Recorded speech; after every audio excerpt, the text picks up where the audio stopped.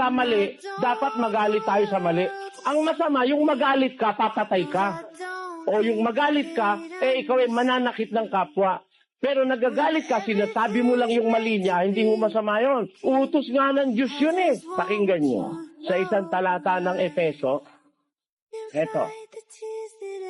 Kayo yung mga galit. At huwag kayong magkasala. Huwag lumubog ang araw sa inyong galit.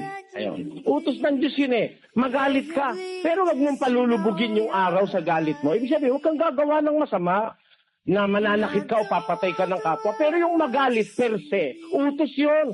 Pag hindi ka nagalit sa mali, yung anak mo lang, pag sinasabayan ka, bastos eh, gagalitan mo eh.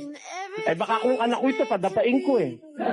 So nagtatanong ako, sinasabayan, ang gulo-gulo eh. And the record will bear me right. Mapapatunayan yan sa ating record because we are on video.